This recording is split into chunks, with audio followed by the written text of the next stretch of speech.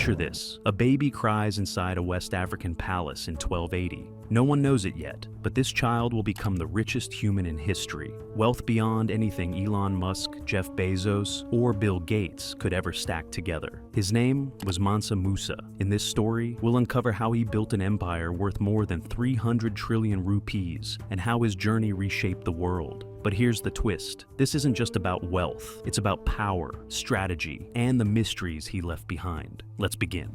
The baby born in 1280 was named Musa. In the Mali Empire, Mansa meant sultan or emperor, and this child was destined to become Mansa Musa, the ruler of Mali.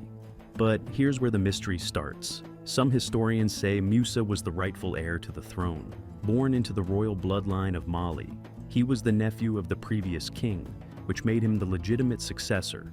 But other records tell a different story.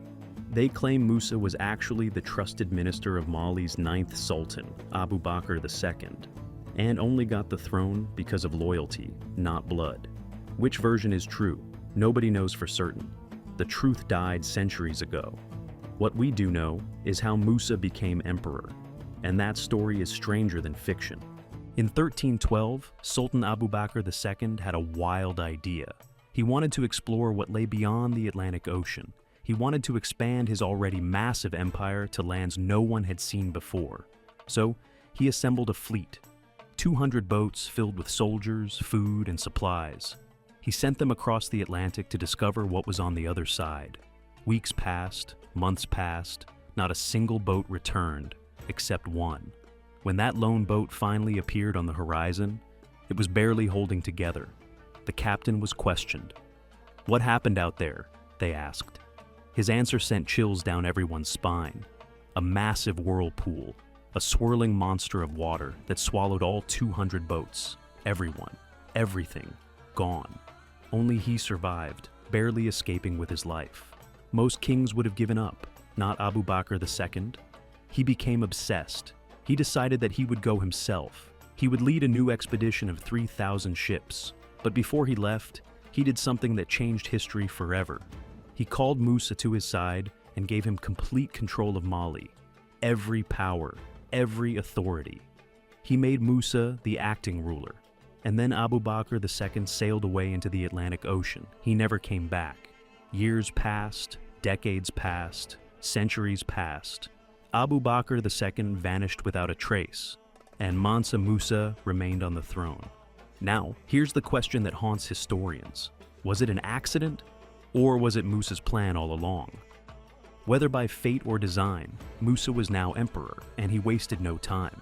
His first thought was simple, but brilliant. How do I increase the empire's wealth? The answer in those days was even simpler. Control two things: gold and salt. So, Musa launched military campaigns against kingdoms that controlled gold mines and salt deposits. Places like the Bambouk gold field, which still produces gold today.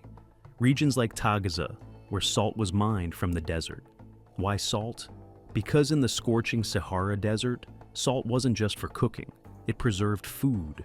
It kept people alive. And in those times, salt was worth as much as gold. As Musa conquered these territories, the Mali Empire exploded in size. From east to west, it stretched from the Atlantic Ocean to the Niger River. From north to south, it covered everything from the Sahara Desert to the tropical forests of Central Africa.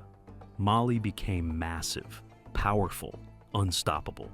But Musa didn't just build his empire through war. He did something much smarter. Most of Mali's population was Muslim, like Musa himself. But not everyone. Some kingdoms, like Bambouk, followed different religions. And when Bambouk rebelled against Musa's Islamic rule, fearing their faith was in danger, many expected Musa to crush them. He didn't. Instead, Musa made a brilliant decision. He defeated the rebellion, yes, but he didn't kill its leaders. He didn't force conversions. He realized something crucial. If he wanted lasting power, he needed to respect all religions. So, while Mali's official religion was Islam, Musa allowed everyone to practice their own faith freely. No forced conversions, no religious persecution. Everyone was welcome. This wasn't just kindness, this was strategy. Because Mali was surrounded by other Islamic kingdoms, and they all considered each other allies. There was religious unity across the region. This meant fewer wars, fewer invasions, less conflict. And less conflict meant more time to focus on what really mattered: making money. Mansa Musa built his wealth on two pillars: taxes and tribute. Mali's economy ran on three main products: gold, salt, and kola nuts. Kola nuts were special fruits that helped people survive in the desert by reducing thirst. The demand was enormous. Now, here's the genius part. Musa didn't own the gold mines. He didn't need to. He simply taxed every ounce of gold that came out of the ground. The entire empire ran on taxes alone. And he kept the locations of these mines a complete secret. The mining communities would trade their gold to Sudanese middlemen in exchange for goods they needed. Those middlemen bought supplies from foreign traders. This way, no outsider ever knew where the mines actually were. On the other side, salt mines and kola nut plantations also played a huge role. Salt was worth its weight in gold because it preserved food in the desert heat. Both these products were heavily taxed. Simple formula: high demand equals high taxes. High taxes equal massive wealth. But just how massive was Musa's wealth? Ask any historian today to calculate it, and they'll give you the same answer: incalculable, beyond measure, impossible to count. And the world got to see this wealth on full display during one legendary journey.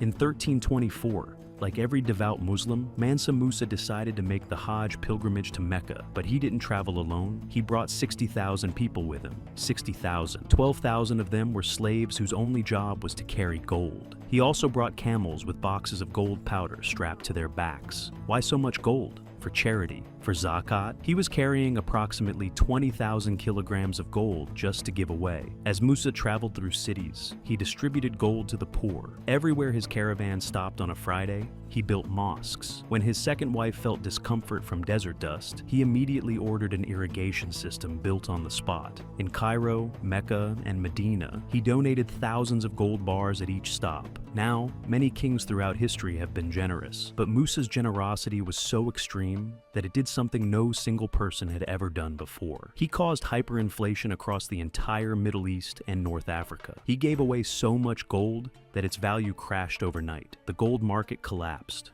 For the first time in recorded history, one man's charity destroyed the economy of an entire region. Think about that power. One person, one journey, entire economies shattered. Mali's empire stood tall during Musa's lifetime, but empires built by great men rarely survive their deaths. After Musa died, his ministers became corrupt. They started dividing the empire among themselves, using their influence for personal gain.